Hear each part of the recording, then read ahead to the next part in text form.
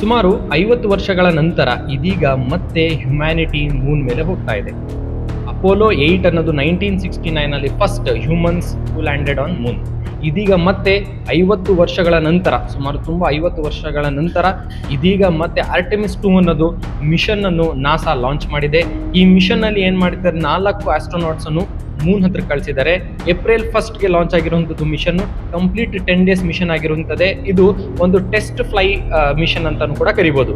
ಏನಕ್ಕೆ ಇದನ್ನು test fly ಅಂತ ಕರಿತಿದೀವಿ ಅಂದ್ರೆ 2028 ಅಲ್ಲಿ ಲೂನಾರ್ ಮಿಷನ್ ಅಂತ ಇನ್ನೊಂದಿದೆ, ಆರ್ಟೆಮಿಸ್ 3 ಅಂತ ಲಾಂಚ್ ಮಾಡ್ತಾರೆ. ಮತ್ತೆ ಅದೇ ರೀತಿಯಲ್ಲಿ ಮಾರ್ಸ್ ಮೇಲೂ ಕೂಡ ಹೋಗ್ಲಿಕ್ಕೆ ನಮ್ಮ ಏನ್ ಪ್ರಯತ್ನ ಇದೆ ಭೂಮಿಯಿಂದ, ಆ ಮಿಷನ್ ಅನ್ನು ಕೂಡ ಸಕ್ಸಸ್ಫುಲ್ ಮಾಡ್ಲಿಕ್ಕೆ ಇದು ಒಂದು ಟೆಸ್ಟ್ ಮಿಷನ್ ಆಗಿದೆ. ಸೊ ಈ ಮಿಷನ್ ಅಲ್ಲಿ ಏನ್ ಮಾಡ್ತಾರೆ ಅಂದ್ರೆ 4 ಆಸ್ಟ್ರೋನಾಟ್ಸ್ ಸ್ಪೇಸ್ ಶಿಪ್ ಮುಖಾಂತರ ಮೂನ್ ಆರ್ಬಿಟ್ ಸುತ್ತ ಹೋಗ್ತಿರ್ತಾರೆ. ಅದರಲ್ಲಿ ಒಂದು ಕ್ಷಣದಲ್ಲಿ ಏನಾಗುತ್ತೆ ಅಂದ್ರೆ 30 minutes for the 30 minutes earth ಜೊತೆ ಇರುವಂತದ್ದು ಸಂಪರ್ಕ ಏನಿದೆ ಅದು ಕಟ್ ಆಗುತ್ತೆ.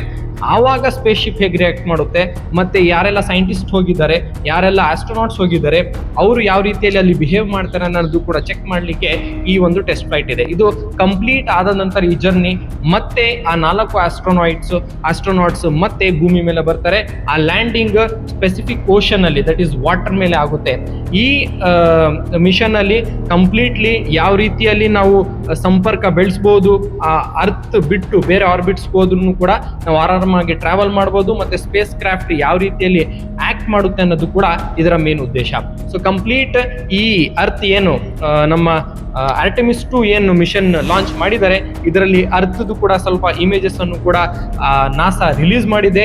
ಇದು ಆಗಿರುವಂಥದ್ದೇ ನಾಸಾ ರಿಲೀಸ್ ಮಾಡಿರುವಂಥದ್ದು ಅರ್ತ್ ಇಮೇಜಸ್. ಸೊ ಅದೇ ರೀತಿಯಲ್ಲಿ ಸ್ಪೇಸ್ ರಿಲೇಟೆಡ್ ಇನ್ನೂ ತುಂಬಾ ಇಂಟ್ರೆಸ್ಟಿಂಗ್ ಫ್ಯಾಕ್ಟ್ಸ್ ಮತ್ತೆ ಸ್ಟೋರೀಸ್ ಅನ್ನು ಕೇಳಲಿಕ್ಕೆ ನನ್ನ ಚಾನಲ್ ಅನ್ನು ಸಬ್ಸ್ಕ್ರೈಬ್ ಮಾಡಿ.